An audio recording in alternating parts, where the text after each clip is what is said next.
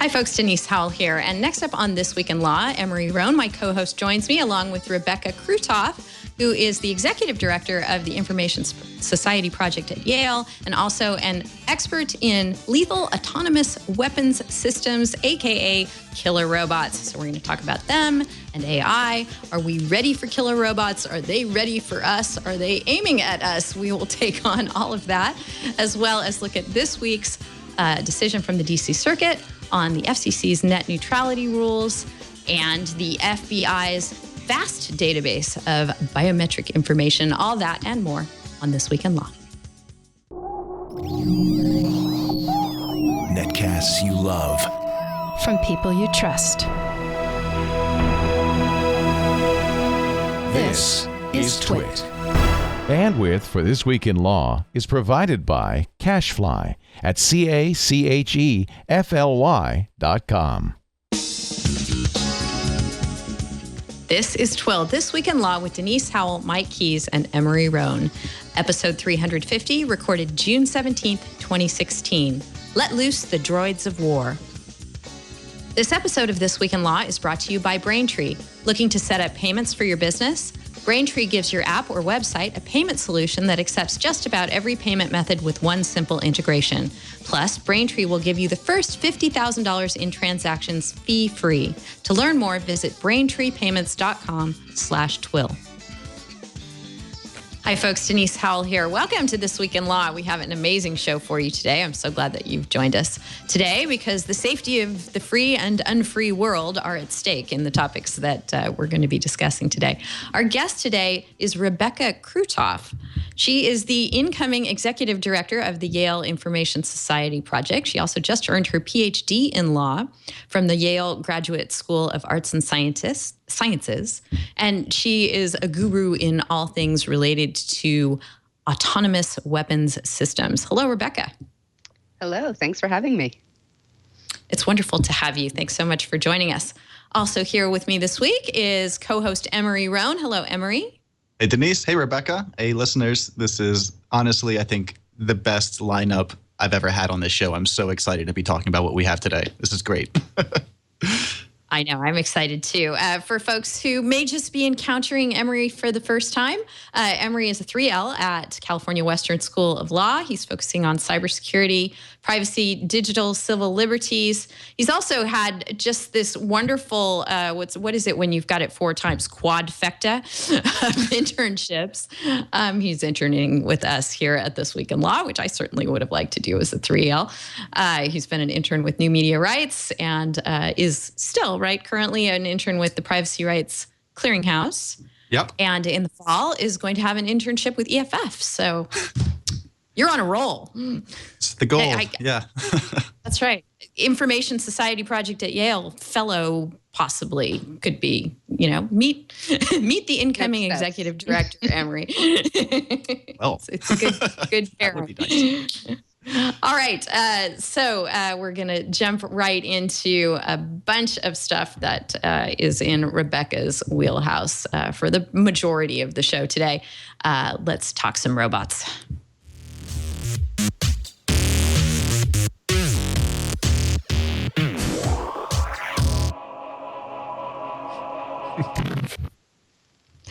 So not too long ago, in fact, right after We Robot, the conference, we had Michael Frumkin on the show. We're very interested in these topics in general. Rebecca spoke at We Robot, has done so more than once, I think, right, Rebecca? Just one, but we're hosting it next year at the ISP. Yeah, that's awesome. So one of the most interesting topics to wrap your head around as we continue to develop artificial intelligence and autonomous systems in general are systems that, without any human intervention, are programmed to go in and kill stuff. So, Rebecca, can you kind of give us the lay of the land, where things stand with those kinds of technologies right now and how the world is grappling with regulating them? Sure. First of all, I want to thank you for not starting off with a picture of the Terminator, because that is what everybody immediately goes to when I say I work on killer robots. So things to wrap your heads around autonomous weapon systems in terms of what they are. First of all, they're not drones. Most people think that when I talk about autonomous weapon systems, I'm just talking about drones. But drones are actually semi-autonomous weapon systems insofar as there's a human being who's making decisions about selecting and engaging targets. They're just doing it remotely, with some geographic and sometimes a slight temporal distance. Meanwhile, they're also not landmines. Landmines are geographically separated from the human deployer, and they act independently, but they act in a very automatic way. Autonomous weapon systems, in contrast to both of these sort of common or at least conventional weapons, existing weapons, have the capability of independently selecting and engaging targets. And in terms of the debate right now, there's some debate as to whether or not autonomous weapon systems already exist. There's a lot of people who are arguing that they're weapons of the future, but that they're coming soon. They're going to be here in 10 to 20 years, possibly even 5 years. There's also people like me who argue that we already have autonomous weapon systems that are being deployed.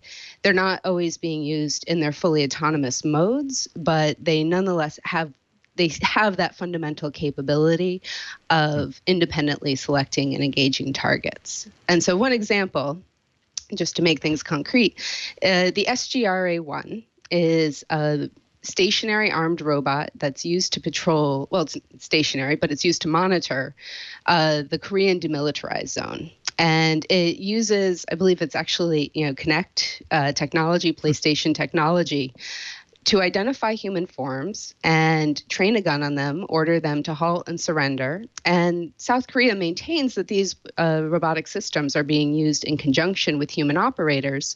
So they're being used in a semi-autonomous mode. But the manufacturer has also said that they have an autonomous mode where they wouldn't need a human operator, in which they could independently identify a human being and engage it. Wow. So is the analogy kind of like the autopilots that fly all the commercial planes in our skies today, that technically they can do everything that a pilot would need to do, but the pilot is there for oversight and emergency purposes? Are they operating sort of along those lines? Yeah, I would call the autonomous weapon systems that are in use today human-supervised autonomous weapon systems. And this follows the U.S. Department of Defense terminology in one of their direct policy directives on autonomous weapon systems, where they basically say that human-supervised autonomous weapon systems are in use today. And apologies to all my pilot friends that I just called you unnecessary. That's not what I meant at all. Apologies to Rebecca too, that right before I began the show, we did not flash up a graphic of the Terminator, but I did tweet, "Come with us if you want to live." So I am definitely guilty. I wrote and then deleted 2 different tweets that were both like, I for one look forward to talking about our robot overlords tomorrow. But there we go. I like that one too. All right, Rebecca. So we have some of these systems in place in the world today in a supervised kind of capacity. Who was it you just mentioned who said that such things must be supervised? So the Department of Defense has U.S. Department of Defense has a policy directive saying that there are that it's okay to have human supervised autonomous weapon systems. There's also a large debate about what that actually is going to entail, what's going to constitute sufficient supervision, what the sort of jargon of the moment is, what is meaningful human control. And there's a lot of variations on what control means and on what meaningful means. Some states would say that there needs to be a human in the loop, actively making the decision every time there's a decision to select and engage a target to use lethal force against another human being. Other states would argue that having a human on the loop, just sort of monitoring the system with veto power, that would constitute sufficient human control, meaningful human control. And still other states are sort of arguing that as if a human wrote the program and a human incorporated sufficient rules into the program that's directing the autonomous weapon system, that is actually sufficient, meaningful human control. Okay, so we don't have agreement on that front. And you mentioned it's the Department of Defense the United States Department of Defense who has said, well, we have to have some sort of human oversight. Then we can get into the weeds over what that means. How does the U.S. Defense Department's policy translate into what other countries will do? Right, yeah.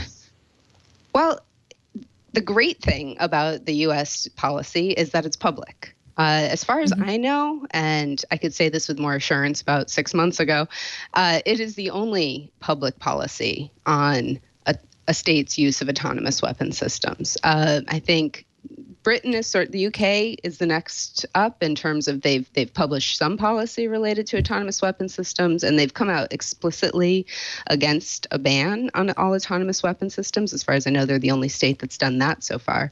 But really, it's the only public state policy, military policy on autonomous weapon systems. And so I think it's just going to be huge. It's definitely been hugely influential in the academic discourse in terms of informing how states are thinking about these systems.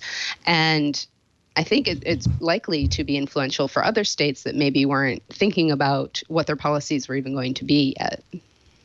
So the Korea example that you gave earlier, they haven't said anything about their use of these maybe autonomous robots, besides that they may or may not have a human attached to them at some point? They've said that they are human supervised, that they don't operate in an autonomous mode, and that's pretty much the extent of it. Huh. I think there is, this is completely separate and tangential, I think there might be a South Korean call for a code of robot ethics. So that may or may not be related. I don't think that's a military code. Right. Huh. This is so fascinating. I have so many questions, but I know that we're talking about this in sort of an international state warfare context, and I'm remembering at the same time the textbook case from Torts, one about trap guns. I don't even know how to frame this question. This is so crazy. Well, first, while you're framing, let's remind our non-lawyer listeners what that textbook case was. And this is the thing that everybody learns in torts in law school, and torts is one of Rebecca's specialties as well. And the torts is liability, non-criminal liability for harming people in a physical way. So when they're, and also it doesn't necessarily have to be harm to people, but again, we won't get too far down the road there. What Emory is referring to is the situation where in an effort to defend one's property, someone has set up an automated gun. Typically, if I'm remembering the facts of the trap gun case, right, I think it was in the garage. Yeah. And if the door is opened, the gun goes off. It's set up just to fire, the landmine example that Rebecca gave earlier, except this time it's a gun pointed out the door.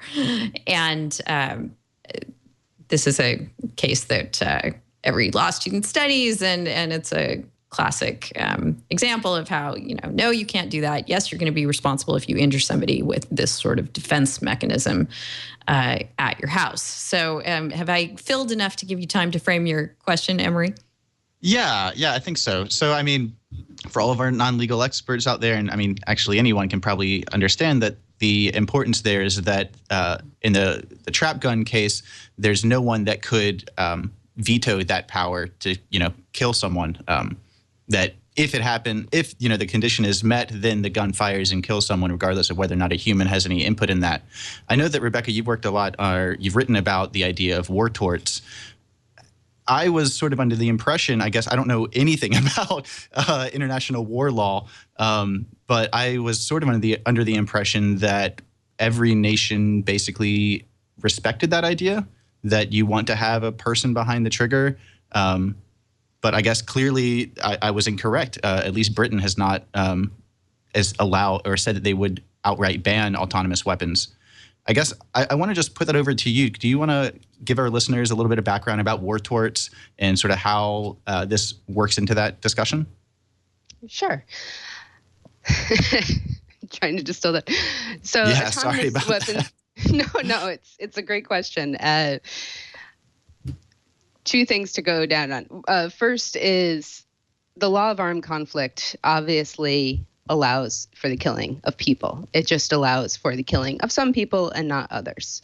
So there are lawful targets. There are combatants are lawful targets. Civilians who are directly participating in hostilities, right? People who take up guns and fight the enemy forces are lawful targets. And there are lawful objects that can be targeted, just military objectives. There's also unlawful targets. So that would be civilians, wounded or surrendering soldiers are unlawful targets, and civilian objects. And civilian objects include a host of different things from hospitals to museums to livestock, et cetera. And the whole aim, I think, of the law of armed conflict, also known as international humanitarian law, is to minimize the harm and minimize the to those unlawful targets and make sure that militaries only use force against lawful targets. And there are a host of subsidiary rules that autonomous weapon systems challenge in different ways. One of the issues raised by autonomous weapon system is who do you hold accountable when an autonomous weapon system commits a serious violation of international humanitarian law? These serious violations usually are committed by human beings, and they're called war crimes when they're committed by a human being, because a person has to act with intention or with recklessness to commit a war crime. But you can imagine a situation where an autonomous weapon system, because of its capability for independent action, takes some action that would constitute a serious violation of international humanitarian law, but nobody along the line, from the programmer to the developer to the manufacturer to the commander to the deployer, no person acted willfully, which is to say with the intention of causing that violation, or recklessly, acting notwithstanding knowledge of the likelihood of the consequences. And in that very hard case, there's no one who can be held accountable under existing international humanitarian law, international criminal law, rather. There's no individual criminal liability when there's no willful action.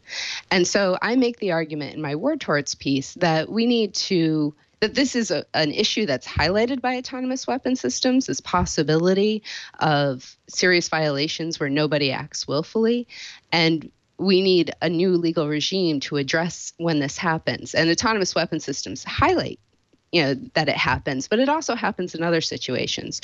I think there's a case to be made that things like the bombing of the Doctors Without Borders hospital might constitute a war tort, if not a war crime, insofar as it was found that nobody acted, the U.S. found in their investigation that nobody acted with intention and nobody acted recklessly. They attribute it to some technological errors.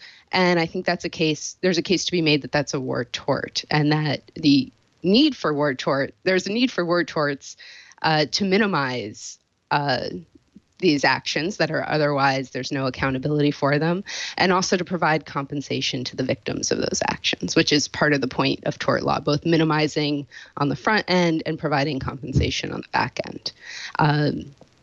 Going back to your original tort case example, and this is where I say the law of war allows for killings. There are such things as landmines, right? There are such things as tripwire sentry guns, and that depending on how those are used, depending on how those are deployed, depending on whether they're anti-personnel or anti-tank, they can be lawful under the law of war. So it's not domestic law, which presumes that killing another person is likely unlawful. It's quite the opposite in the law of war. Do you see any traction being picked up about the idea of war torts? Because I agree, it sounds like... So it's very new. The piece that I wrote actually is in the final stages of publication right now. So I'm actually just initially right now trying to get the word out. I don't have the formal finalized published piece even yet. And that piece really focuses on autonomous weapon systems, how they raise this problem, how war torts might be, how there might be a good, autonomous weapon systems might serve as a good pilot case for establishing a war torts regime, that it's sort of so clear that you have these accountability issues there. I'm hoping in a future piece to construct a stronger, broader argument for war torts more generally. So is the defendant in a war tort kind of action where it was a technological issue that brought about whatever disastrous result is at stake, is the defendant always going to be the manufacturer of the system? And does that pose problems? Because those manufacturers may be governments who are immune to liability, or maybe on the opposite end, some third-party, non-corporate actor that is, black market throwing weapons together that are being used in war. So that highlights the problem with trying to have individual tort liability for war crimes is that there's going to be a bunch of conflicting domestic tort law regimes, just as in the United States, we have a bunch of conflicting state tort law regimes. I'm arguing that at the international level, the states deploying the autonomous weapon systems are the entities that should be held accountable for war torts. And there's some precedent for this in prior cases before the International Court of Justice, but I think it should be recognized as its own issue. And then those states can then kind of turn around and determine through their domestic law processes what entities are the appropriate ones to hold liable, whether or not it should, the deployer or the manufacturer, or everyone should be immune and it's just a cost borne by the state when it conducts warfare. So I guess a different way of framing my question is it just a different way of looking at a product's liability issue, just a different context? So in some cases it might be. The U.S. military often immunizes the manufacturers of its weapons from tort law cases. So in order to provide incentives for them to continue to manufacture weapons. So that might not fly in the U.S. legal regime, but nonetheless at the international level, the United States as an entity could still be held accountable, let's say, for the bombing of this hospital and pay, under a legal regime, pay appropriate compensation to the victims. Rebecca, you mentioned the systems in place in the demilitarized zone in between South and North Korea. Can you give us your take on what other systems are out there that might rise to the level of autonomous weapon systems? Sure. So the Israeli Harpy is an anti-radar gun, aerial vehicle. The person launching it knows that it will likely target enemy radars, but they have no idea which enemy radars it's going to target when they launch it. And so for that reason, I think it's an autonomous weapon system insofar as after deployment, it can be in the air for, I think, 2.5 hours, during which time it searches for enemy radar signals. And if it finds one, sort of kamikaze bombs it and it's destroyed in the process. Another initial for sort of first level autonomous weapon systems, there's a sea mine, and I am blanking on the name right now, PMZK, something like that. Some appropriately militaristic acronym, I'm sure. It has a lot of letters, but it is a sea mine used, I think, by Russia, and they sold it to China, that is, just sort of at sea, sitting there, non-active, until it's triggered by something. I'm not sure what, because all of this is fairly classified, but when it is triggered, it releases a missile that will then seek out and engage a target. But it's not known, obviously, by the person who deploys it what kind of, what target it's going to eventually engage. That one's a little bit more akin to a traditional landmine. It does seem to have some more autonomous capabilities than a traditional landmine in terms of the calculations and the algorithms it uses to determine when to release a missile. But that would be, I would consider, a pretty rudimentary autonomous weapon system.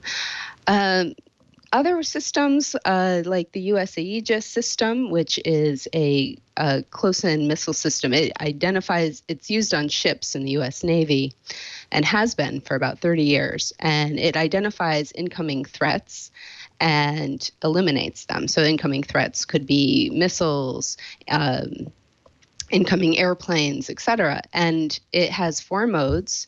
And it is primarily used in the first 3 modes, all of which require some amount of human involvement. But it also has a 4th mode, I think it's termed casualty mode, under which it presumes that all of the human operators are disabled or incapacitated in some way or another, and it can independently identify incoming threats and engage them. That's terrifying. All right. Yeah. So it's good to know that these things are out there. Let's get back to talking about, obviously, these systems are just going to become more sophisticated and more deadly as time goes on. Go ahead, Emory. Can I jump in there? I'm sorry. I just wanted to know, you brought up the idea that, these things are software modes where, the first 3 modes are not autonomous, but the 4th mode could be switched on and could be autonomous. And you also said that we're not entirely sure of the capabilities of some of these devices because it's classified. My question is, I guess, is there any way that we would know or be able to know if some of these devices that are just sort of software locked were turned on? Or is it just sort of up to watchdog organizations and, whistleblowers? Not even watchdog organizations, frankly. Oh, I great. mean, you think about it. The difference between a semi-autonomous drone, one that is remotely operated by a human operator, and a fully autonomous drone that, both of which identify a target and bomb that target. That's like an Xbox controller difference, right? Like, how can you tell from the outside which one is autonomous and which one's being controlled by a human being? This is a huge problem for enforcement, both of a complete ban on autonomous weapon systems, just insofar as how do you know when the ban has been violated? And I've done a brief historical study of different weapons bans and when they're successful, when they're not. And one of the traits that's really contributes to a weapons ban being successful is the ability to identify violations so that you can then jump in and punish or shame the country that has violated its commitment. Mm-hmm. That's not going to apply here. But that's also a problem for regulations, right? A ban is sort of the most extreme form of regulation, but it's also going to be very difficult just for a regulatory treaty to identify when it's been violated. If all states agree to have, X level of human supervision, how do you tell that? States generally don't like sharing the inner workings of their militaries. Is this a losing battle then? I mean, it sounds like this is as inevitable of a solution, as inevitable as anything else. It feels like you're trying to stop copyright violation, to be honest. Like, at the end of the day, any government wouldn't be able to, or would be able to just lie about it. So maybe I've miscast my stance on this. I am not for a ban on autonomous weapon systems. I think for a variety of reasons, not only is it highly unlikely to be successfully negotiated, not only is it highly unlikely to be effective if it's negotiated and ratified, I think it has the potential to really retard some useful progress in weapons development. That there, as much as sort of we've been talking about the sort of scary aspect, the sort of visceral scary aspect of being potentially targeted by autonomous weapon systems, there's a lot of potential for improved distinction between lawful and unlawful targets, and a lot of possibility of improvements in terms of they reduce risk both to the soldiers and on the military using them, and possibly even to the civilians on the other end, insofar as they might be better able to distinguish between lawful and unlawful targets. So I'm not convinced that even if we could ban, that would be a good idea, and I don't think we can ban. Okay. So right. All right. So this sounds like a way for you to further explain that would be to talk a bit about permanently blinding lasers and how this is not necessarily a parallel situation. First of all, tell us about permanently blinding lasers and how those are being treated. Okay, so for this, I feel like I should pull up the exact language because that's important. All right, the 1995 protocol, the fourth protocol to the Convention on Certain Conventional Weapons, which to my mind is one of the worst named treaties ever. The Convention on Certain Conventional Weapons? Yes. Oh, I love our government. Yeah. Okay, well, sorry. That's the international community right Even there.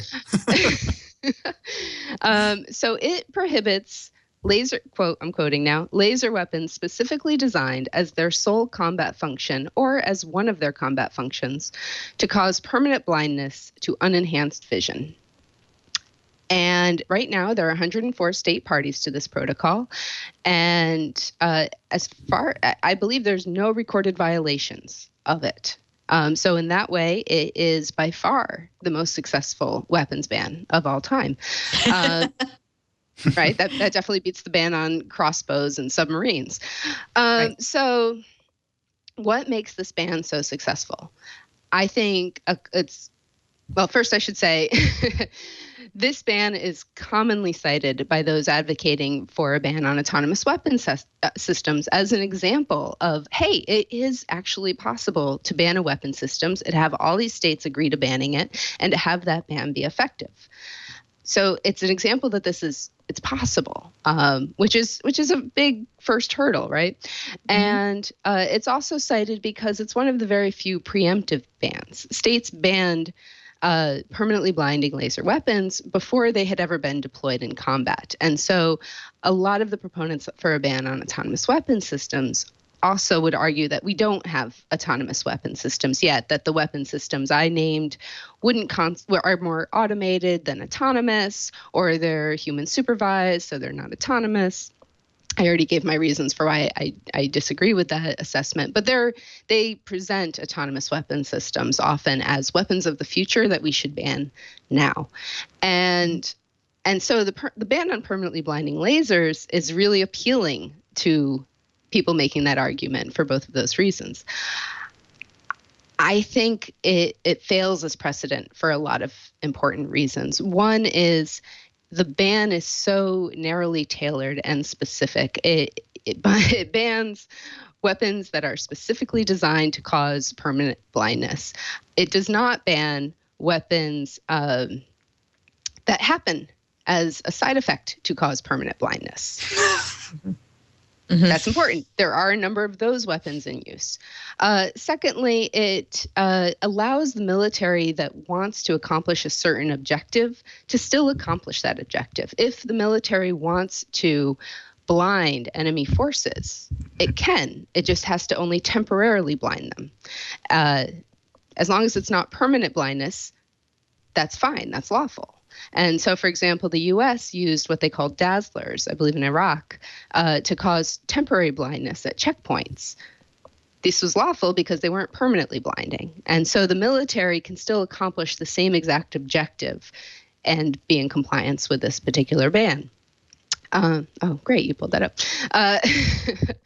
And so this is entirely different from autonomous weapon systems. Autonomous weapon systems, rather than being narrowly tailored and very specific, encompass a broad range of different types of weapons that exist in the air, on the sea, on land. There's a strong argument that the most likely and prolific form of autonomous weapon systems are going to be cyber autonomous weapon systems. They can do all sorts of different things, and they can do it at superhuman speeds. They are uniquely effective at accomplishing certain tasks. Let's say acting in defense. They can identify and eliminate an incoming threat long before a human being even knows there's a danger. And so because they're uniquely effective, unlike permanently blinding lasers, which, dazzlers make them not uniquely effective, and because states don't even know all the potentials for how they might be able to use them, I don't think states are going to be willing to ban something where they don't recognize the potential of it yet. Just to give an example of that, states were willing to ban aerial bombardment. So they put a 5-year moratorium on aerial bombardment before the invention of the airplane. Once the airplane was invented, that ban failed. And it was largely because states recognized, wow, there's a whole lot we can do here. We're not willing to continue with a ban on something we haven't explored all the implications of. Permanently blinding lasers, the narrowness and the specificity of that makes it easy to ban, from states looking forward, saying, well, this doesn't really hamper us or put us at a loss compared to other states who might not agree to sign on to the ban. That's the other important thing to remember, is that all of international treaty law, and that's how weapons bans usually start as treaty law, is entirely voluntary. So states choose whether or not to forego or give up certain types of weaponry. And over time, these treaty laws can sometimes become customary law, which is binding on all states. I think there's a very strong argument that the ban on the use of chemical weapons has now become customary international law. But it's certainly initially for autonomous weapon systems, you're going to need state commitment to have an effective ban. And I just think the ban on permanently blinding lasers is not a good precedent for that. Okay, we're going to take a quick break here to thank our sponsor of this episode of This Week in Law, which is Braintree. Thank you so much, Braintree, for sponsoring This Week in Law. It is code for easy mobile payments.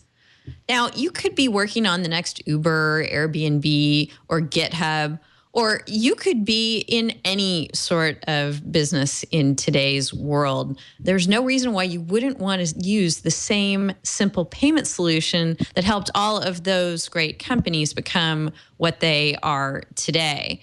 Just the other day, I was speaking with an unsolicited person who came by my door attempting to get us to sign up for a service. And we were talking about their service and, if I were to sign up, how this was going to work. And they, like so many vendors that I continue to encounter, thought that we would set this up where they would come and I would write them a check. I just can't imagine, and I think I speak for a lot of consumers, that people are still building business models where they come in and their consumers write them a check. I really don't have that many checks left in my life and don't plan to order a lot more. I think I have maybe a handful left in my checkbook, and they've been sitting there for months and months because writing a check today seems like the wrong way to pay. You need mobile payments for your customers, and mobile payments are fast, easy, and seamless with Braintree, so much so it's almost magical. You can add it to your app, which hopefully you've got one of those too, with just a few lines of code, and you're instantly ready to accept Apple Pay, Android Pay, PayPal, Venmo, credit cards, even Bitcoin. In other words, you're not relying on your customers to make sure they still have a few checks left in their checkbook. And if some other way to pay comes along that customers are really going to enjoy, then Braintree is going to support that too. Braintree's fast payouts and continuous support mean you'll always be ready, whether you're earning your first dollar or your billionth. You'll see fewer abandoned carts too, and more sales with Braintree's best-in-class mobile checkout experience. Braintree gives you a full stack payment solution, support for all payment types your customers might want, single integration across all platforms with superior fraud protection, customer service, and fast payouts. You really need to check it out for yourself, and you can do so by visiting BraintreePayments.com/TWiL. Thank you so much, Braintree, for making businesses get paid conveniently, get paid faster, and making life easier for consumers as well, and for supporting This Week in Law. All right, before we move on, I think we should put our first MCLE passphrase into the show as well. Let's make it bad laser, based on the discussion we've just been having. And following up on that discussion, we're here with Rebecca Crootof, Emory, Roane, and me talking about killer robots. Rebecca, frankly, has been scaring the pants off me with a lot of discussion of the technology that is available today. I assume you guys are trembling as well, too. But it's not without hope, if I can discern that from what we've been talking about, that our systems are getting to the point where if we are going to have autonomous weapons systems roaming the world, and as Rebecca has laid out for us, we already in some ways do, that over time they're going to become more sophisticated and become able to do the job that we would like them to do, which is eliminate bad actors, bad guys, enemies, etc., with a minimal loss of life in the process. So tell us, Rebecca, what is the silver lining of having autonomous weapons systems in the world? What benefits will they bring us? Well, I think some that I've already mentioned are, from a defensive standpoint, they are far superior to human-operated weapon systems, right? That they can identify. If you are on a ship and there's an incoming missile, that having the Aegis system or any one of the many different variants used by U.S. allies or other states is far superior than having somebody just constantly monitoring the horizon. So certainly for defensive actions, they're great for troop protection. They have the potential, to the extent that they minimize the need for human soldiers. They, reduce the amount of troops that are subjected to physical and psychological dangers.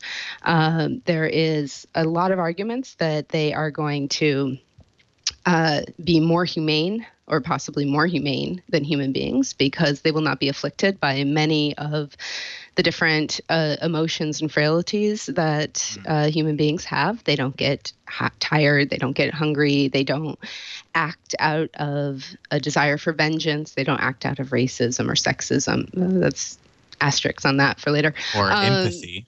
Or kindness, or... You are getting to the flip side, yes. So everything that you can say on one side, there's a flip side, right? So I'm just, you asked for the benefits, so I'm obviously presenting a one-sided view right now. Thank you. Yes, but no, certainly the flip side argument is all the traits that make people humane, that there are many cases in warfare where you have the ability to lawfully, under the law of war, kill somebody that individual human soldiers decide not to for various reasons, including empathy, including mercy, including just a respect for human life, even if it's not to the military advantage. So there's certainly a flip side. There's a bunch of really interesting questions around whether or not autonomous weapon systems and technology in warfare in general is going to make war easier. If politicians know that they are fielding a battalion of robotic troops, they're not going to feel this in a democratic society. They're not going to feel the same constraints about having to answer to their constituents. Should there have to be some coffins coming home, as they would if there was going to be some flag-draped coffins coming home. So on one side, there's an argument that's going to make war too easy, that that important democratic check on waging war won't be there anymore the more we have technology substituting for human soldiers.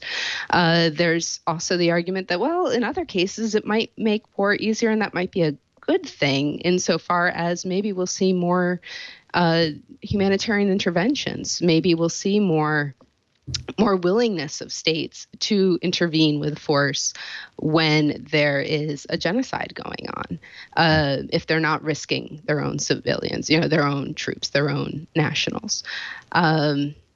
All of these lead to larger questions about whether or not humanitarian intervention is a net good or net bad, and whether decreasing the bar for intervention is a net good or net bad. But these are some of the arguments in the debate. Well, Emory mentioned, and you've been, I think, discussing kind of all along, a point that I think we need to make explicit here, and that is you could choose. There are a lot of people in the world who would like autonomous weapons systems not to exist at all, but that's not really a choice that we have.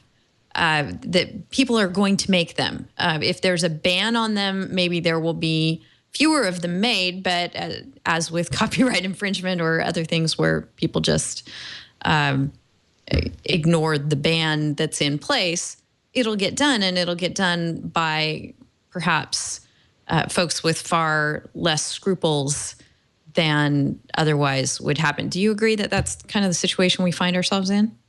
Yeah, and actually, that's something I didn't really discuss in my blog post on why the permanently blinding laser ban wouldn't be a great precedent for autonomous weapon systems. But realistically, there was no civilian need to design and produce permanently blinding lasers. There was no push for that in the civilian sphere, whereas there's a huge push for increased machine autonomy in the civilian sphere, right? As evidenced by all the conversations on autonomous cars, on increased machine autonomy generally. I think I just saw something on Twitter the other day about how a hotel or a hospital is now going to have all of its staff be its receptionists robots. So anytime you call customer service, chances are you're getting a very low level, very narrow AI talking with you. I mean, there's a huge push for machine autonomy domestically in the civilian sphere, and that's going to bleed over into the military, I believe. Okay, so given that these systems are going to be developed, and we as a society, as a world, will have to make that decision. And it seems like people are trying to grapple with that decision, whether we're going to just accept that they're going to be developed or we're going to try and ban them. Are there countries that are actively arguing that these systems should be banned? So I believe right now there are 14 countries that have called for a full ban on autonomous weapon systems. I don't have the complete list off the top of my head. I believe it includes Portugal, Pakistan, Cuba, the Holy See. None of these are military powerhouses. None of these are the countries that are likely to first be deploying autonomous weapon systems in large numbers. I don't believe the Holy See has a military. The countries that have sort of reserved judgment on a ban are, somewhat unsurprisingly, Israel, South Korea, the United States, United Kingdom, Germany walks the line, China, and Russia. So that's where I don't see a lot of state commitment to a ban from some of the more relevant militaries. And the United Kingdom has explicitly said that it will oppose a ban on autonomous weapon systems. Right. So you kind of set it up as a question of unregulated development versus a ban, which makes a ban look really appealing because we've all seen all the science fiction pieces and read all the science fiction books about the problems with unregulated development of AI. I think there's a middle path. I think it faces many of the enforcement problems of a ban, but that there's a higher likelihood of getting state involvement, and that is through regulation, through attempting to proactively channel the development of autonomous weapon systems and create standards and norms around how they are used and how they're deployed, and regulate what it is impossible to ban, just as happened with nuclear weapons. That there were a host of reasons why we were unable to ban nuclear weapons, despite a huge amount of civil society engagement and I think some much stronger arguments that they are inherently unlawful under the law of war than you have for autonomous weapon systems in terms of can they be discriminately used. But states were willing to regulate them. They were willing to regulate their testing. They were willing to regulate the materials necessary for them. Now, I don't want to fall into the same trap of using a bad precedent, because there are some architectural constraints on nuclear weapons that wouldn't apply to autonomous weapon systems, namely that they need certain materials, and they are not widespread in civilian infrastructure, as I believe autonomy in weapon systems will be. But I think that there is some lessons to be gleaned from that it is sometimes possible to regulate, but you can't ban. I mean, what kind of regulations do you see would be effective? I'm trying to think of any kind of regulation that couldn't just be rooted around with a software patch.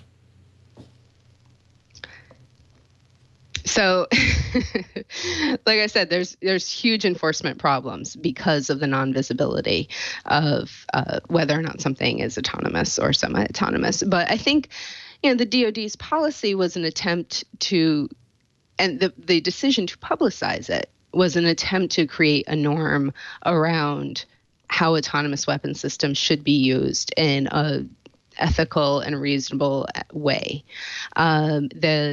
I think it was the Future of Life Institute recently issued an open letter calling for a ban on offensive autonomous weapon systems, and signed by a number of different preeminent individuals, Stephen Hawking, I believe, Steve Wozniak, I think Elon Musk might have been on there.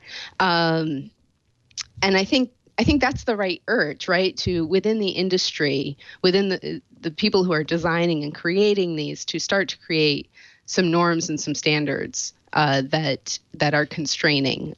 Larry Lessig has his famous code is law, and its 4 different sources of law are law itself, the market, the architecture of the technology, and norms. And norms play a huge role.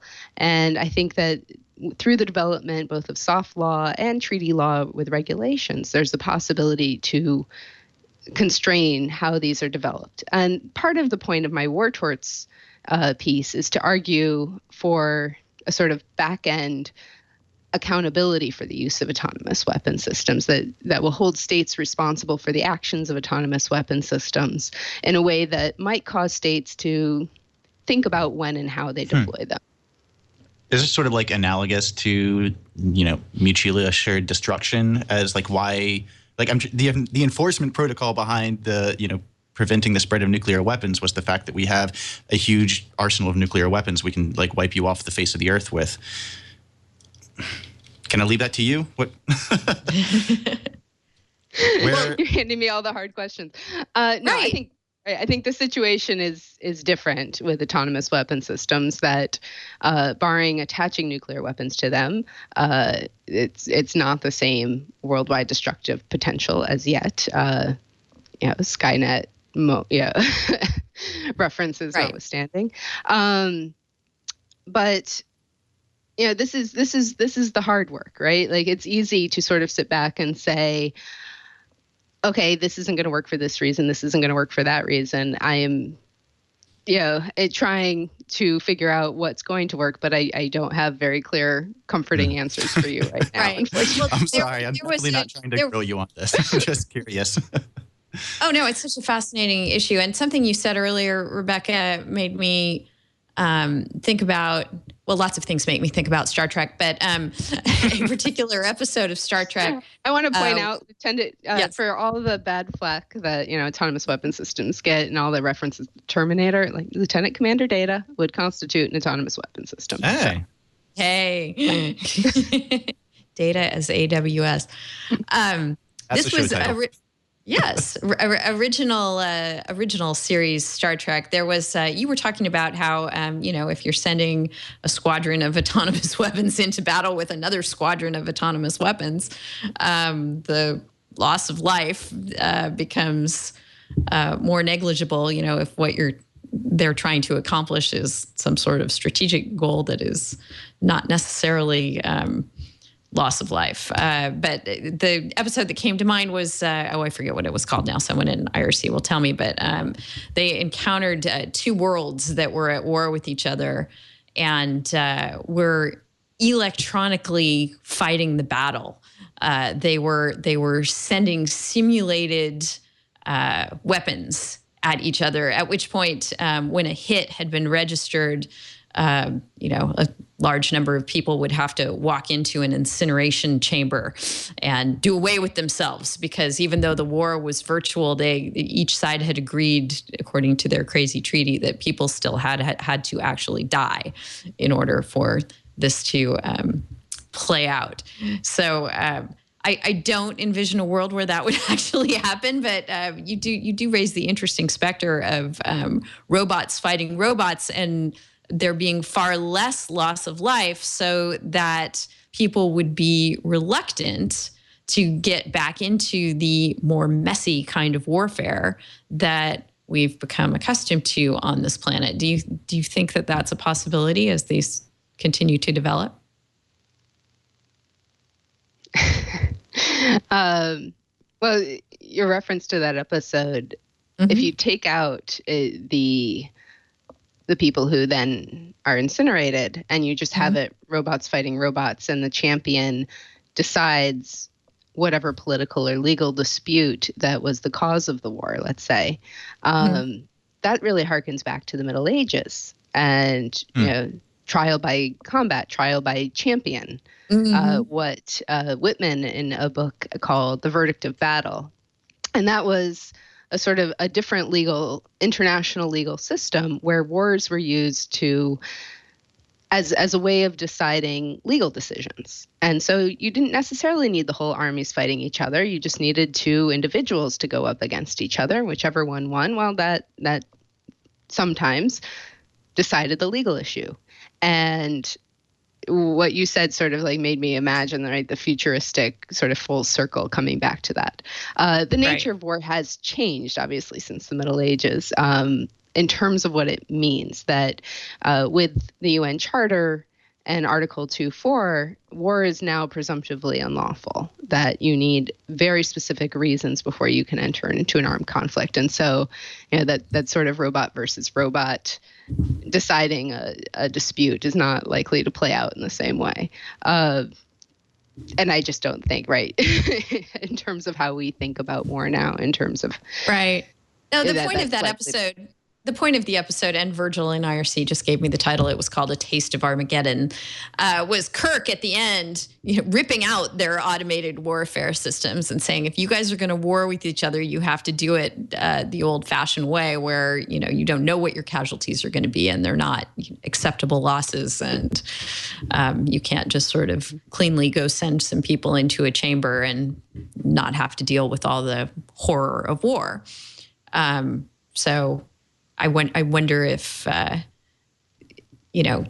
these systems begin becoming more a part of our lives, if the mutually assured destruction angle that Emory was getting at earlier isn't something along those lines, that people would become loath to engage in conventional warfare when other systems. Like emotional distancing from the horrors of war. Gotcha. Exactly. Yeah. And I believe Mary Ellen O'Connell has made these arguments very strongly, both in the context of drone warfare, that it's problematic because you have this distancing, right? You don't have this sort of face-to-face interaction with the individual you're killing, and you're not actually confronted with the consequences of your actions, and applied that same reasoning to autonomous weapon systems to say that,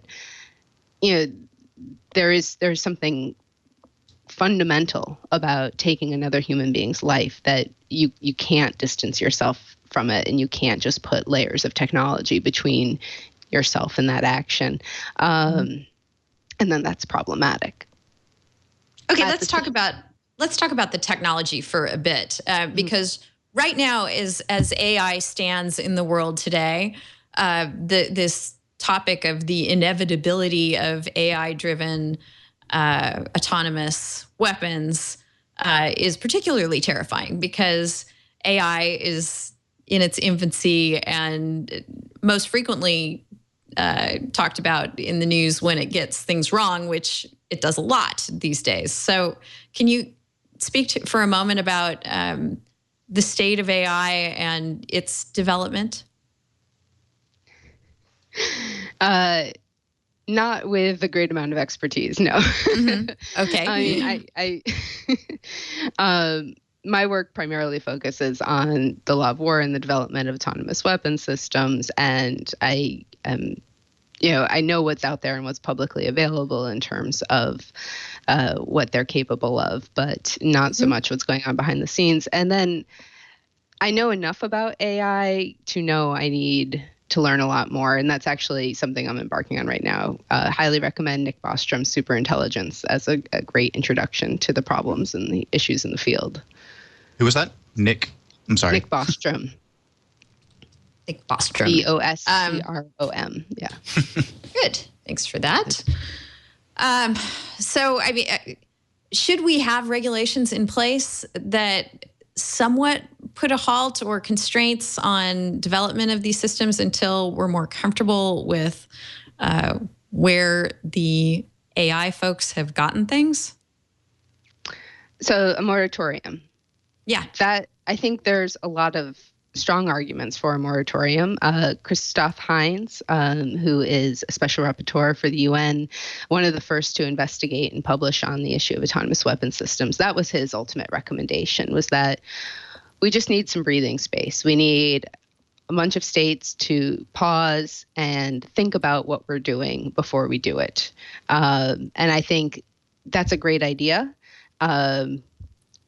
I think there are so many difficult, unanswered legal questions, not, just focusing on the legal, putting aside the strategic, the political, the moral, the ethical questions, that it would be great if we could get states to agree to stop and think about it. And that, to some degree, has been what states have been trying to do. They haven't put forward a formal moratorium, but there are meetings, annual meetings. I think there's now been 3 or 4 of them, intergovernmental group of experts on lethal autonomous weapon systems, with representatives from over 100 states attending and discussing these issues and trying to wrap their heads around them. And this movement and these conversations were really, credit is due to both the U.S. Department of Defense for publishing its policy on autonomous weapon systems and really kicking off the conversation, and to Human Rights Watch and the Harvard International Human Rights Clinic, which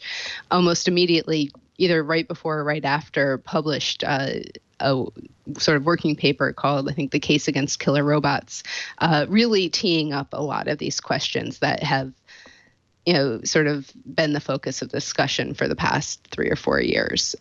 So there's a conversation happening now at the international level among states, representatives from civil society, representatives from the industry, that I think has the potential to coalesce into a lot of really useful norms and regulations as consensus is reached on different issues. A moratorium would be nice. There hasn't been evidence of that yet, in part because I think efforts are slightly misdirected into calling for a ban. A lot of the people who would be happy with a moratorium would be much happier with a ban, and so they're focusing their energies on that. But I think, yes, it's a very long answer when the answer is very short. Actually, it's just, yes, I think a moratorium could be incredibly useful. Could be, yeah. We have a few examples of AI in the news lately. We never talked about this last week, did we, Emory? The Sunspring film, the film made by the AI. Yeah. We talked about it before the show, but didn't have time to bring it up. Right, so let's bring it up. This was a film that debuted on Ars Technica and is this hysterical movie starring, it was created by an AI that named itself Benjamin, wrote out a script. They have, what's the name of the actor from Silicon Valley? He is one of the actors in this film. Not me. Yeah, I can't make myself watch Silicon Valley. Actually, yeah. I have the same response to it that I had to Curb Your Enthusiasm. It just makes me cringe and want to turn away. So I understand it's a good show, and the actor seems quite competent. But but he's in this film, and you really just have to look it up. It's called Sunspring. It is a short science fiction movie written entirely by an AI. And let's see, his name is Thomas Middletitch. That's even better than Cumberbatch. Also, Elizabeth Gray is in the film, and Humphrey Kerr. And the dialogue is somewhat comical, but the actors really take it and make it through their performances something that's kind of cohesive, and you sort of can figure out what the story is by the way they act it out, or at least one version of the story. Did you take a look at it, Emory, and do you have any thoughts? I actually haven't gotten a chance to watch it yet. I don't have any thoughts. I just thought it was, my only thought is that this is super interesting and I want to watch it. Right. So we have movies by AI. We obviously have chatbots that.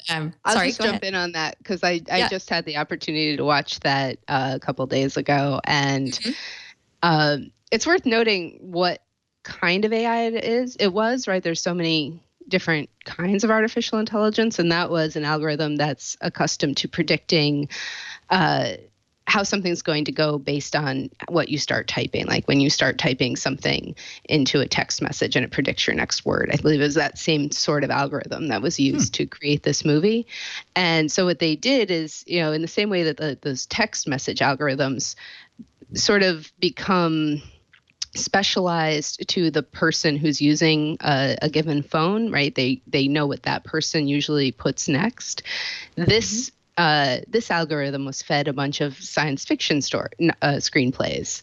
And so in some ways it's predicting what a science fiction screenplay would say next the entire way through, which brings up all kinds of classic tropes from science fiction. And that's why it feels in some ways like, even though sometimes the language is just ludicrous, the themes really in some ways feel a lot like a classic sci-fi movie because it's building off of all of that.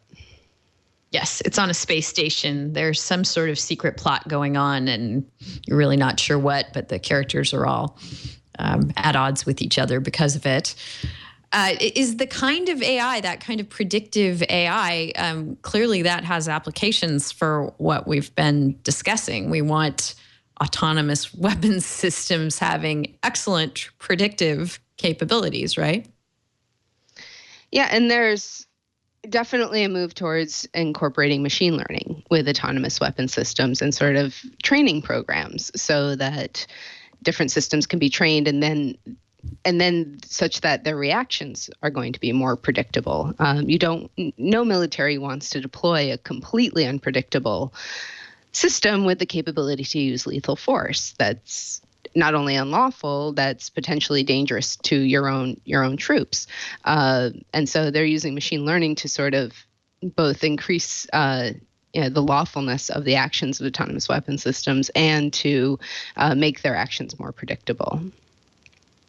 So distinguish that kind of AI, if you could, from something that you linked to on Twitter that I noticed. There was an AI that it would say hive mind AI called UNU, UNU, that decided to answer. Well, it decided. Someone set it up. Already anthropomorphizing. That's right. It was set loose on Reddit and asked to answer questions about U.S. politics. Is there anything we can learn from that experience?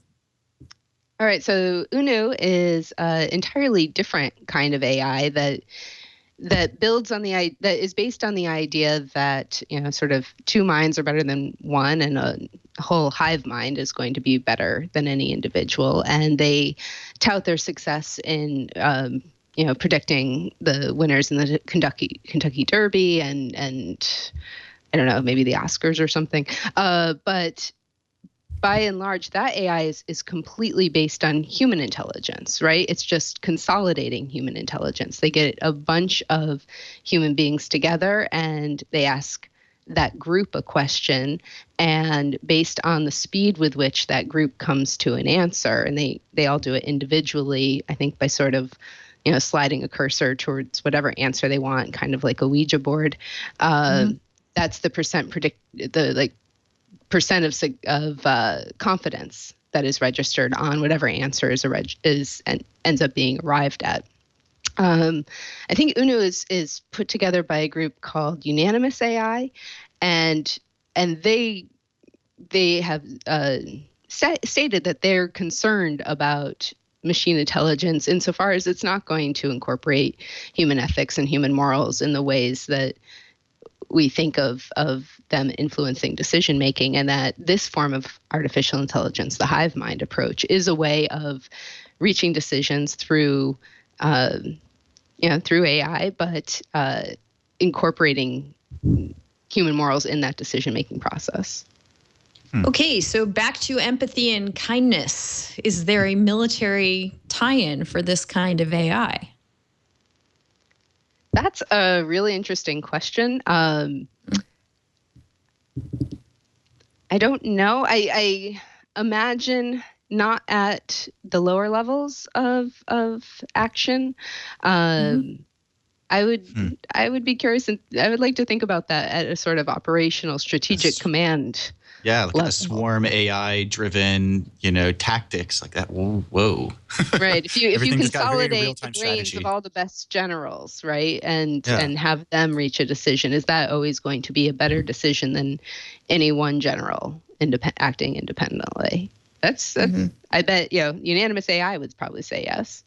But right.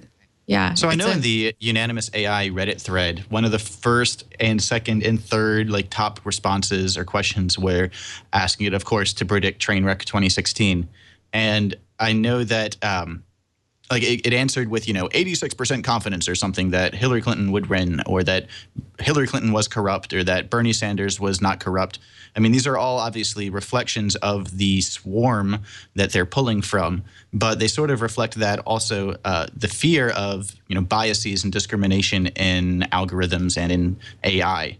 I know that there is a lot of concern about that, specifically with algorithms that we're going to talk about later with data mining and fingerprint databases. But is there a similar recognition of the problem that algorithm bias can have with these kind of AIs? And I guess taking that even further, has that even been talked about for autonomous weapon systems? Yes, I think there is that realization. I think it is growing. I think there's always, and it's growing in a lot of different fields, right? There's an increasing discussion of predictive policing, and alongside that discussion, a discussion of the role of bias in the data sets that are being used by these predictive algorithms. I think, I said earlier when I was listing off the pros touted by those who want to promote autonomous weapon systems, one of which, or a couple of which, is that they won't be sexist, right? They won't be racist. They're not going to rape. There's a huge asterisk there because they are going to be however they're programmed to be. Right. And it's incredibly difficult to remove bias from our data sets, from the data sets that are collected by bias systems. And so as long as you're going to have bias in the data set and you're not actively figuring out a way to eliminate or combat that bias, it's going to translate into whatever system it's then being used in. So there's a possibility not only that autonomous weapon systems will be racist and sexist, if intentionally, there's a possibility that they would be racist and sexist entirely unintentionally. I think Charlie Carpenter has a great blog post about, I think she calls it the myth of how robots won't rape, that I'd recommend checking out. That is a blog title if I've ever heard one. Awesome. Yeah. Wow. Okay. More terror in our lives here from the mindlessly, badly programmed autonomous weapon system. The other sort of terrible scenarios there are obviously good scenarios and bad scenarios when we talk about this topic. So we're trying to be even-handed about it. But there are a couple of dangers, right, that have to do with how one obtains their autonomous weapons, sort of going from what you said, who programs them, who provides them, who is able to get their hands on them.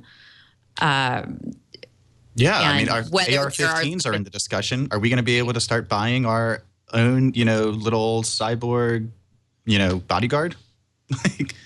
Yeah, I don't see why. I mean, militarily, the militaries of the world are certainly not the only people who have weapons. So once this technology is available for the military, I'm sure that there will be private enterprises marketing them privately, or even if, on the interim step to that future, there will be the ability to lay your hands on military-grade autonomous weapon systems that maybe were never intended to be in the hands of that party. Any thoughts on that at all, Rebecca? So I think that's where there's some possibility of successful regulation of autonomous weapon systems, insofar as well, it's a mixture. I'm like second guessing myself as I start to answer that.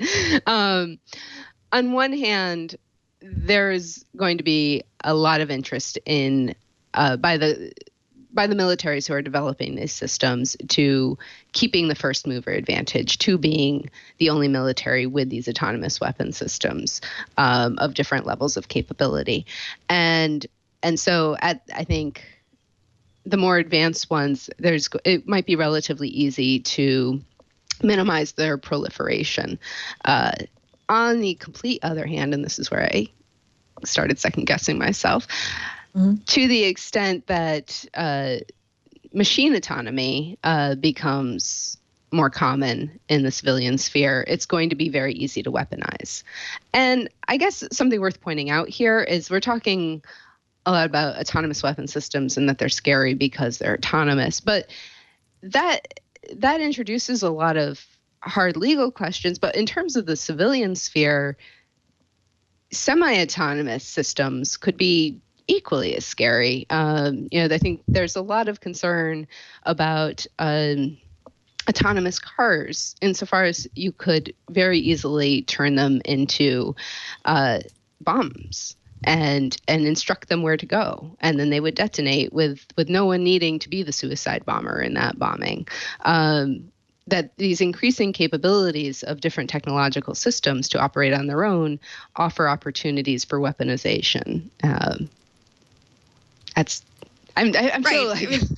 That was one of the first things, given the week in which we're recording this show, that was one of the first things I thought of as we were getting ready for the show is, what happens when you have, whether it's a fanatical terrorist zealot or someone acting for other purposes who wants to wreak a lot of mayhem, and they have access to this kind of weaponry, that, the outcome could be even worse than what we saw in Orlando earlier this week.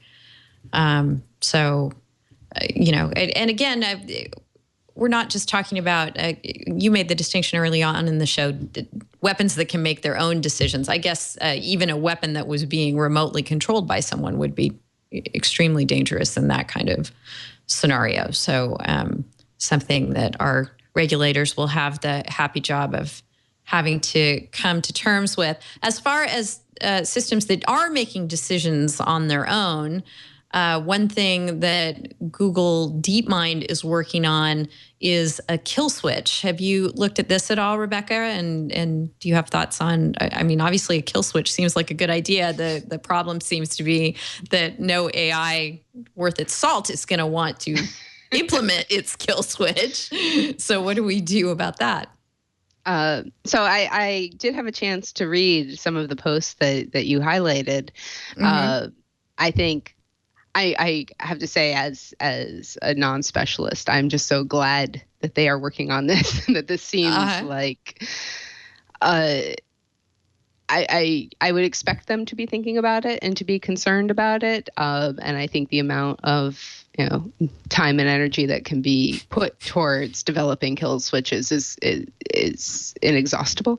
I have read too many science fiction stories where that does not work to Right. be entirely comforted.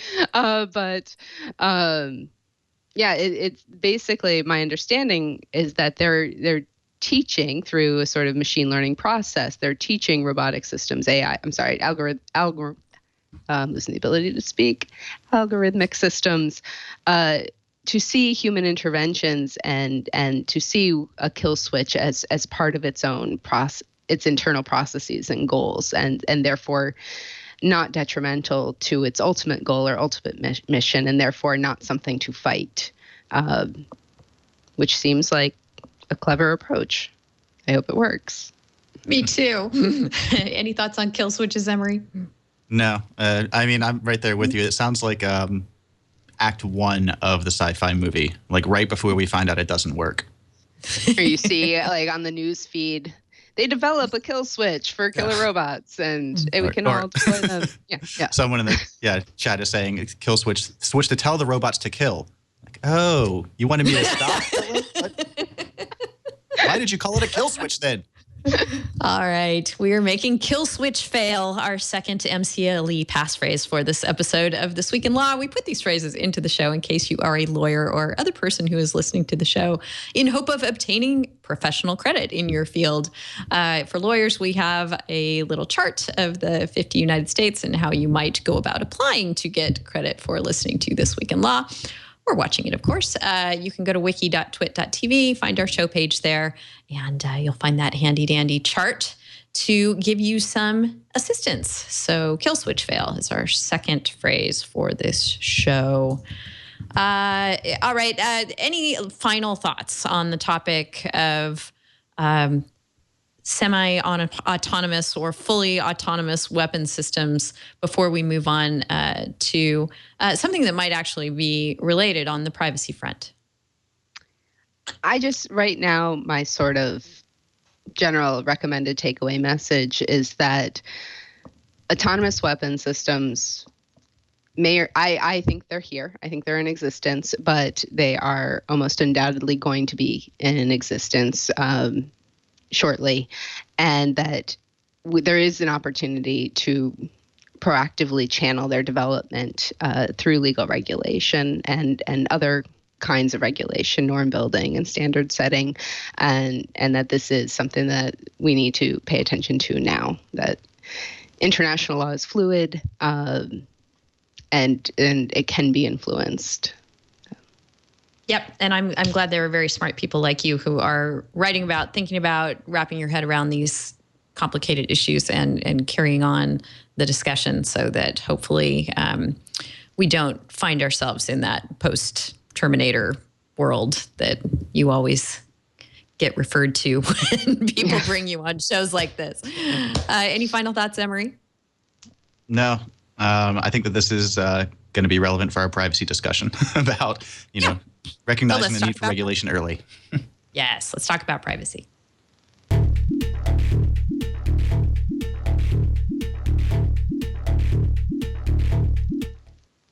So somewhat along the same lines, the lines of how good our systems do, how well our systems do the tasks that we task them with. We learned this week there was an audit, right, from the Government Accounting Office of an enormous database maintained by the FBI that has over 411 million images combed from other state databases. It's the central repository for every time you have to take a photo for some government-related thing, the FBI has a record of it. And claims to be able to use it productively, but hasn't been disclosing a lot about how it works or what its safeguards are. And Emory, tell us more. All right. So a little bit of background here. Last year in 2015, the FBI quietly rolled out an upgrade or an update to their previous automated fingerprint identification system, the AFIS. Now, depending on which part of the various press releases you read from the FBI, they will characterize this either as a monumental generational leap or an incremental upgrade. But what it is they expanded on the AFIS to incorporate a huge amount of different biometric information, not just thumbprints and fingerprints, but hand geometry, latent hand prints, facial geometry, iris scanning. This is the same database that holds the tattoo database or tattoo recognition that was also making some news last week at the EFF. But effectively, they not only expanded the technical capabilities that the AFIS had, but they also expanded the scope of people that would be sort of scooped up in it, the scope of the type of records that would be scooped up in it, and they also changed the protocol around who exactly has access to this database. And that was last year. They just rolled out they started using it. Of May of this year, May 5th of this year, the FBI finally released a privacy report on the NGI. So for a lot of advocates and advocacy orgs, that was sort of the first we had really heard about it, was back in May. And so we've sort of been scrambling behind the scenes privacy rights. I know that I know a handful of other organizations that have sort of written comments about this. And earlier this week, the United States Government Accountability Office released a report that looked at the FBI's rollout of this service. And so what they found was that, first off, they reported on it. So, they reported on the sheer number and quantity of databases of entries that they have. So like you said, it was more than 400 million individual images combed from, every time you get your license taken at the DMV at certain states, anytime you want to get a background check. The NGI, by the way, I can link it in our show notes to the actual FBI's report on it, but we're talking about a huge number of people. Not only is this criminal prints, but these are people that are getting their fingerprints or biometrics done for background checks, for any kind of visa work that needs to be done, any kind of contracting work that you're doing with the government if you're in the criminal law department, if you're contracted to work with certain criminal law agencies.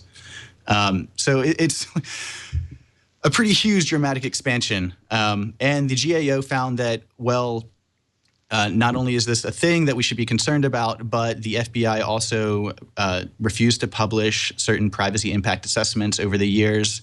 The GAO pointed out that this was being talked about, I think, as early as 2011. And they also point out that there's serious efficacy questions about the usefulness of the technologies that they have. So while we are scraping, millions and millions and millions of, data points, are these actually being used, or are they actually useful? A whole other side of that effect is that just like what we were talking about with, machine bias and algorithmic bias and discrimination, these affect, or the changes to the AFIS system to the NGI, in expanding the scope of people that are scooped up, affect minorities more than otherwise. So anytime you need an immigration issue, there's a lot of potential here to have really discriminatory effects, is the long and the short of it. And it's a pretty fundamentally creepy system, I think. We already had reports last year of individual state LEOs being given access to it, which obviously they shouldn't. Oh, and I'm sorry to be monologuing, but just to top it all off, as part of the FBI's report, they're trying to exempt the NGI from certain privacy protecting provisions of the Privacy Act. So as a consumer, as a citizen, you wouldn't be able to know that your information is in the database. You wouldn't be able to know who or if or when it was ever accessed. You wouldn't be able to go back and correct data that was in there, and you wouldn't be able to get your data out of there. So it's the creation of this really monumental, sweeping biometrics database that has really little oversight right now, that people are just sort of becoming aware of. And that, just like we were talking about, the need to sort of establish norms early, biometric data is super scary personally. This is stuff that you can't revoke. It's going to be, the same all your life. Right. Ignoring the idea that, if this data gets into bad actors' hands, if, we have another 300 million, IRS data breach, what happens to all of that information? Ignoring that question, the potential for abuse purely in our own country by our own government is pretty alarming, I think. So I've been wanting to talk about this for a few weeks. I don't think there's much more to talk about. Well, I'll give you something. Sweet. Because even I'm glad you raised the potential for abuse, the potential for disparate treatment of different people within the database. But I'm talking about what scares me more than any sort of abuses or overreaching is the government trying to use it in ways that we would approve of, but just without adequate technological tools to do so. I mean, they're relying on facial recognition to be accurate, which, hopefully the government has better systems than Google or Facebook has. I don't know. I mean, I think we could question that, but the facial recognition that you see in the wild in the private sector, while fun and a novelty and, accurate in a number of instances, is far from universally accurate. And I've got to think that the government is in the same kind of situation, so that, they're trying to match people up, but they're getting false positives. Yeah, absolutely. And that's what the GAO report found, was that, for a lot of this, there's no real evidence that these are particularly useful. I think, it mirrors the situation we have in general with privacy, where a lot of our government agencies have taken the approach of, well, even if this data isn't useful to us now, let's collect it all, and it should be useful to us later. This is why, even though, we have FBI watch lists, that the Orlando shooting wasn't prevented. This is, we have so much data that our government can't use it. But at the same time, the potential for abuse, and the potential not only for abuse in the future, but abuse now is there. And it's scary. All right. Well, thanks for bringing this to our attention. And thanks to Senator Franken. And was not the EFF also involved in urging this audit to be done? So EFF Good job, continues. Al Franken. Keeps being the coolest senator that was ever on Saturday Night Live. That's right. Rebecca, any thoughts on this before we move on? I mean, there's sort of, right, there's a quick connection to be made with, is this going to be used in conjunction with weaponry, right? Like, are we going to have weapon systems that are targeted assassins? And this is sort of the Terminator idea, right? Like, you will go kill John Connor. Hey, you brought it up this time. We didn't. I know. but in part to make the point that people talk about autonomous weapon systems being scary. Semi-autonomous weapon systems are just as scary. I think the Terminator is a semi-autonomous weapons system. He was sent back. He was sent back to kill. Sent back to kill a specific target. He didn't select his own target. Its own target, right? Skynet there is the autonomous weapon system. And Terminator is the semi-autonomous weapon system. So even if you have target selection being made by humans, I mean, using algorithms that have these either inherent biases or, like you brought up, inherent problems and malfunctions, that's scary too when you incorporate it with weaponry. Yep. Right. No argument here. Back to that moratorium idea. I don't know. Gosh, I'm sounding like Donald Trump. Let's put a moratorium until we figure it all out. No, that can't be the right answer. I don't know. Maybe it is in this situation. I don't know. It's scary because, it goes back to the same situation with autonomous weapon systems and how effective any kind of regulation would be. There's, if we're talking about things that have a huge consumer interest, facial recognition, is being driven by consumer interests. There's huge amounts of money to be made there. So, it's going to happen. It's coming. It's here today. Right. All right. One bit of news in case you missed it this week on the legislative and policy front.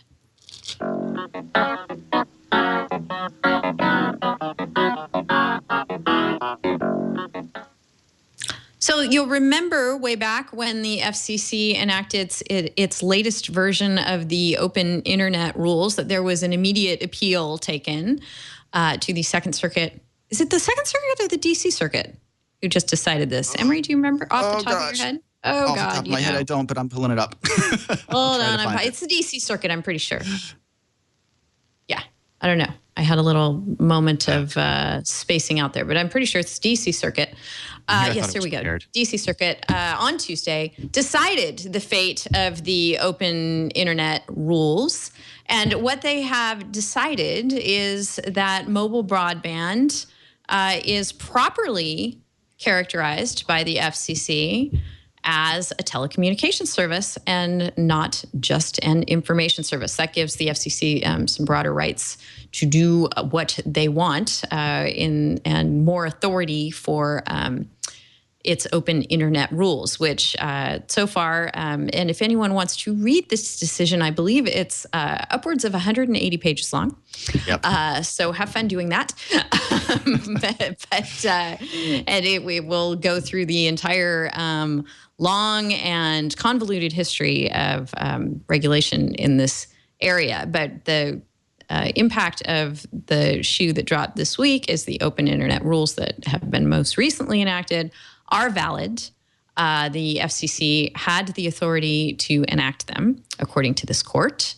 And there will be more to come because the ISPs, et cetera, will definitely ask the Supreme Court to take a look at this decision and see if it agrees. And it will be up to the Supreme Court to decide whether it wants to do so. Emory, anything to add? Yeah, just a little bit here. On this issue, I think we are all right to be sort of cautiously optimistic about the state of net neutrality. You gave an excellent, background for all of our listeners from last year about the open internet order. This is just the appeal of that order. And yeah, the courts came down and said that the FCC did have authority to regulate. The regulations were constitutional, and they followed proper procedure. Now, this is, I've seen sort of mixed reactions to this. Some people are saying that, this could be appealed to the Supremes for one. This isn't a done deal, and that certainly could happen. The other thing that could happen is, of course, depending on how Trainwreck 2016 turns out in November, we could have a new Tom Wheeler. And if we have a replacement for Tom Wheeler, then these FCC rules could just go out as easily as they came in. What we really need is Congress to pass a law affirmatively setting these net neutrality rules. But that being said, this case is still pretty important because if the net neutrality rules do stand, it allows the FCC to take a more active role in regulating internet providers than they have already. So, for example, at Privacy Rights Clearinghouse, we've been working on reply comments to some FCC rules that were proposed last month, or maybe the month before that, because the open internet order classifies internet access as a utility rather than a luxury, would allow the FCC to require biased providers, broadband internet access service providers, to follow the same privacy protecting guidelines that telephone service providers have to follow that is laid out in the Telecommunications Act. So effectively, because prior to the open internet order, biased providers were regulated under the FTC as opposed to the FCC. They had a self-regulatory framework for privacy protection issues. The Communications Act required anyone that was giving telephone services to do things like, have restrictions on how you can sell your users, personal information, how much, what kind of ways you can share your data with third-party advertisers. These are restrictions that the biased providers have just simply not had to follow up until now because they've been under the self-regulatory FTC framework. So as someone that has been spending the past 2 weeks reading hundreds of pages from industry telecoms opposing these kind of what I think are common sense privacy protecting rules, this is great. This is very encouraging. Certainly one of the primary arguments that a lot of industry was saying was that the open internet order is the only way that the FCC would have jurisdiction over this, and that may not stand up in court. So the open internet order, at least so far, is looking okay. There's still other arguments that Verizon, Comcast are putting forward about why they don't have to protect their consumers' privacy. But this. The net neutrality rules, the idea that internet is now under the FCC, it really allows the FCC to sort of play the role of a more powerful policeman on the block that could hopefully bring some of the more egregious privacy violations and sort of questionable activities that biased providers have done into the light. So, right. Something to pay And attention to. You mentioned Congress possibly getting involved to codify net neutrality to give it not just a regulatory agencies' approval. And as you point out, the people in charge of regulatory agencies can shift and do shift over time.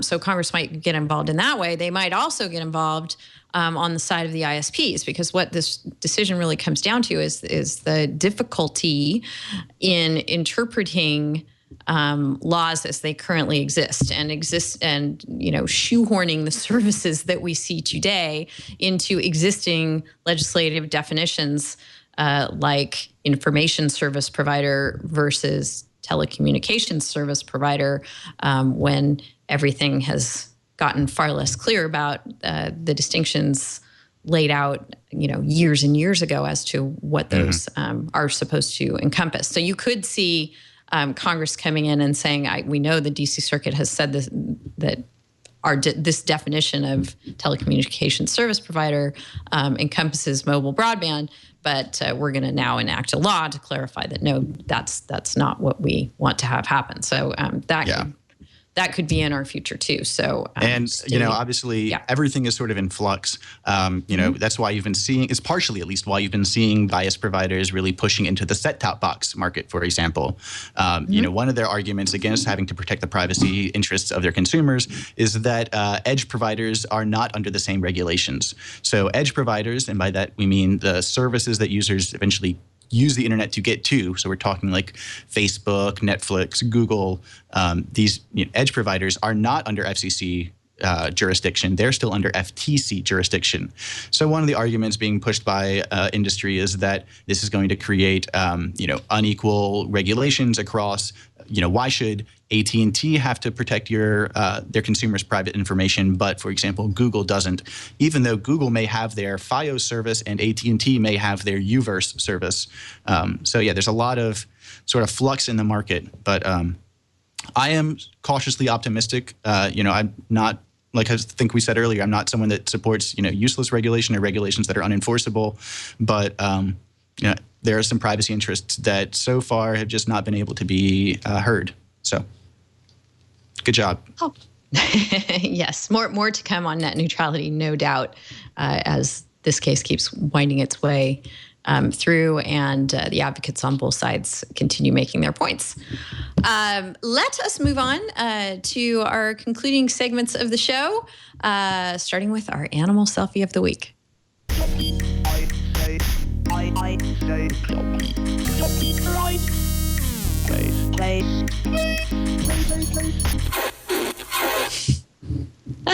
Our animal selfie of the week is actually a product this week. That animal selfie has become such an integrated part of our culture these days that there is a site out of the UK that will sell you animal selfie bedding, should you be so inclined.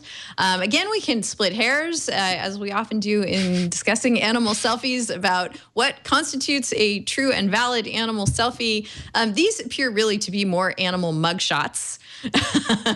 Animals arrayed in interesting attire in front of something that looks like something you would stand in front of if you were having a mugshot taken, but they are pretty cute. We do not know in the context of the animal selfie bedding whether the animals themselves are activating the shutter mechanism or perhaps some member of law enforcement is capturing these animal selfie mugshots. But this bedding is available if you are such a fan of animal selfies that you must have them on your sheets and pillowcases. So had to share that with you.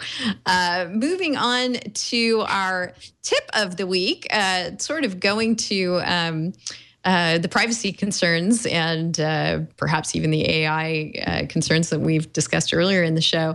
Our tips, again, distilling this down into a tip is not the easiest thing in the world, but what I wrote down was more reasons to create a health-consistent, credit-worthy Facebook presence, and question whether you want to be very careful about how you are presenting yourself on social media. And, in the past that we've had many anecdotes of insurance carriers checking out an insured's social media presence to see if, in fact, they were should continue receiving workers' comp insurance, for example, other kinds of ways where data about you that you're putting out in the world can be used against you by third parties.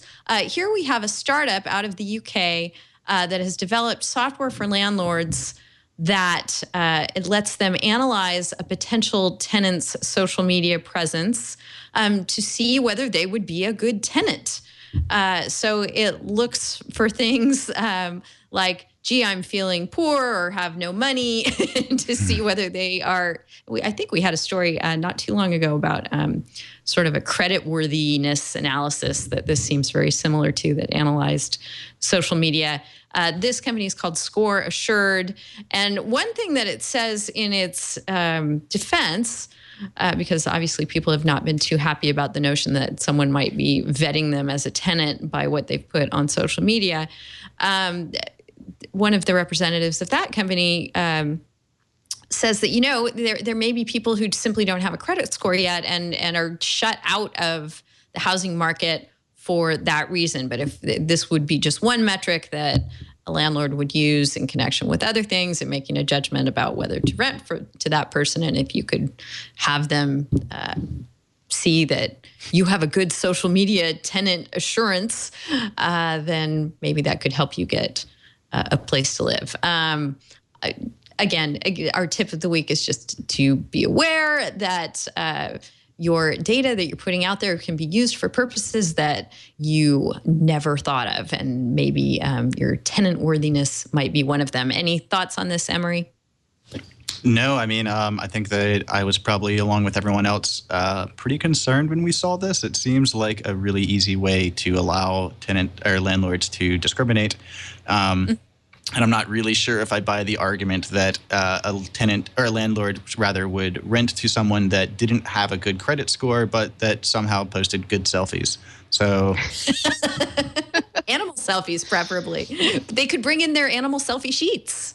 Who would be a better tenant? Someone who showed up with animal mugshots on their sheets. All right, we have a couple of resources for you. One of them is a meeting coming up next Tuesday at UC Berkeley. It is a meeting of the Commission on Enhancing National Cyber Security. This is a commission that was formed earlier this week, this year, in February of this year, by President Obama. The commission is meeting in Berkeley, and it's having what looks like an open meeting. All you need to do is RSVP if you'd like to attend. They're going from 9 in the morning till 5 o'clock in the afternoon at UC Berkeley at the Chevron Auditorium at the International House at Berkeley. So if you're in the Bay Area, this might be something you're interested in attending. They will have panels on addressing security challenges to the digital economy, collaborating to secure the digital economy, innovating to secure the future of the digital economy, and the Center for Long-Term Cybersecurity will give a briefing. So all stuff near and dear to the hearts of folks who listen to this show, I'm sure. So I wanted to highlight that for you. Also wanted to highlight for you a great resource if you are thinking about talking about the First Amendment, and it is a piece over at Popat written by Ken White called "Hello, You've Been Referred Here Because You're Wrong About the First Amendment." And let me just read you his introduction because it's so brilliant. Welcome. Someone has referred you to this post because you've said something quite wrong about the First Amendment. I apologize for this impersonal approach to your mistake. I would prefer to offer you an artisanal response to your wrongness, something that would respect and celebrate the unique ways that you've taken one of the most fundamental aspects of our mutual civic heritage as Americans and shat your ignorance upon it.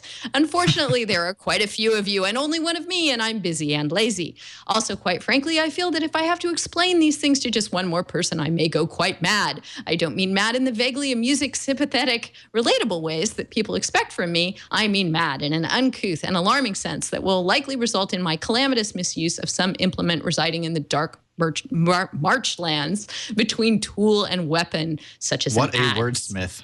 I know, right? Such as in ads. So, constrained as we are by this impersonal medium, let's discuss why you are completely wrong. And he goes on to highlight just two, and there are others, of the ways that people are commonly wrong about the First Amendment. The first being who is allowed to not make speech abridging rights, and the second having to do with civil cases and whether civil lawsuits are employing government power such that they could be regulated by the First Amendment. So it's an entertaining and useful post because the First Amendment is hard for people to get their arms around. Works and doesn't work. And I'm hoping for follow-up posts because there's definitely more to say. And also we have a third resource.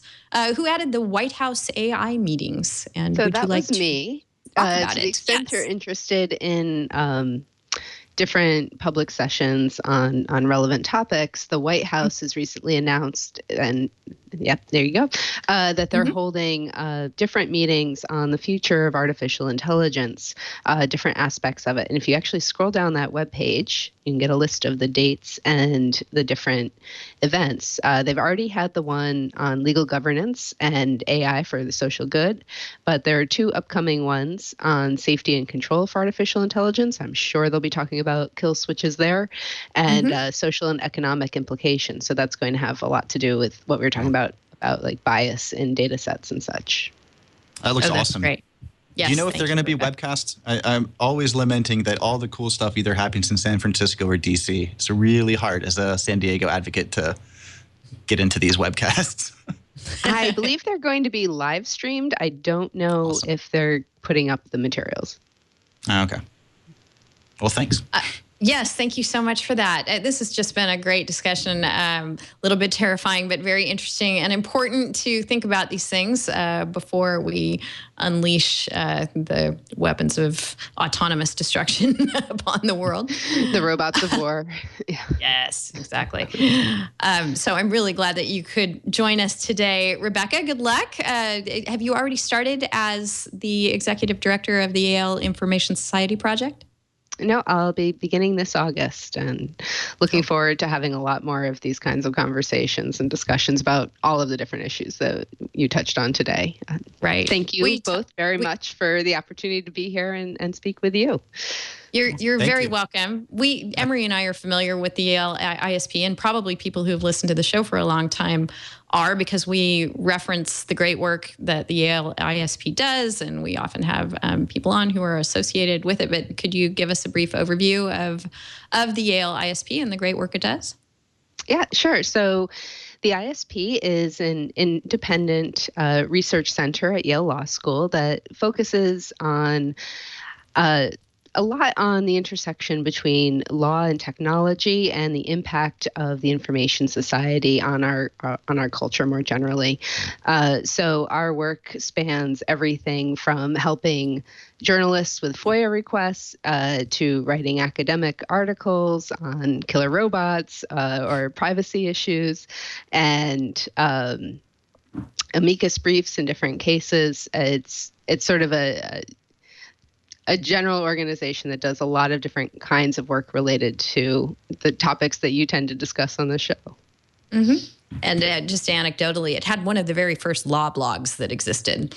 As another person who had one of the very first law blogs, I was a big fan of the Yale ISP's blog back in the early 2000s when they were one of the first out there. So great contributions all around. Thank you so much for joining us today, Rebecca. It's been just a thrill and a pleasure and a little bit chilling to speak with you, but all good and important.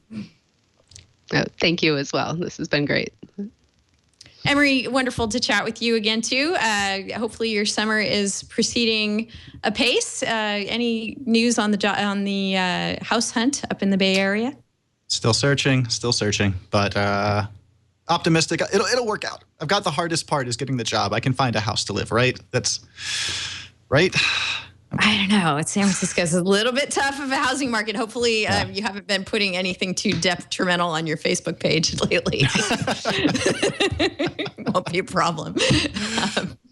But good luck with it. And again, if anybody has a good San Francisco housing alternative they want to put in Emory's way, or if you want to get in touch with us about anything related to the show, what you thought of today's show, any follow-up questions that you have, any suggestions you have for guests that we might invite on in the future, anything at all, just give us a shout. Emory is Emory@twit.tv. I am Denise at twit.tv. We love to hear from you. Mike Keys took the week off, but will be back with us. We're going to take a couple of weeks off here, little brief summer break, but we will be back on July 8th along with Mike. So you can email him as well, mike@twit.tv. Find us on Facebook, find us on Google+. Tweet at us and let us know what's on your mind. We please love let us hearing know if from there's you. anything you want to hear. Let us know if there's any topics you want to hear about, any guests you want to have on the show. Come on. It's Right. two-way street. Seriously, you people who send me tweets are so helpful because you basically make sure that I see the important stuff if I haven't had the chance to jump online and look at my regular sources in a particular day. I definitely see the things that you send me as notifications on Twitter. That's really, really helpful. Thank you for that. Thank you so much for joining us. If you've joined us at 11 o'clock Pacific time, that means you've played along while we recorded the show live. That's wonderful. We love it when you can do that. But don't worry, if you can't, you can find this episode and our entire past archive of shows at twit.tv/TWiL, along with some guidance as to the many, many ways that you can enjoy the show, including on iTunes. When we first started doing the show started out as an audio podcast, just distributed on the site and on iTunes, and quickly evolved with the network into the lovely video offerings that we have on iTunes and elsewhere. Emory reminded me that we should remind you, if you are an iTunes listener, to go and rate us and give us your thoughts there. Really rate us and give us your thoughts wherever you listen. I think you can do that on Roku. I know you can do it on YouTube. So we do appreciate that if you care enough about the show to give us some feedback. It's always helpful. Anything else, Emory, that you want to mention before we sign off today? Oh, don't have anything. This was an incredible show. I loved talking with Rebecca. That was fascinating. Me too. And Rebecca, definitely, if you have suggestions for us after the show of other people in your field, we basically mined the Wii Robot speaker roster from this year after it happened. So we have some other folks from there that we're definitely going to try and have on. But if you have other suggestions for us, for folks we should speak to about these issues, we'd love to hear them from you. So let us know. Will do. All right. Thanks so much for everyone for joining us on This Week in Law. We'll see you back on July 8th. Take care.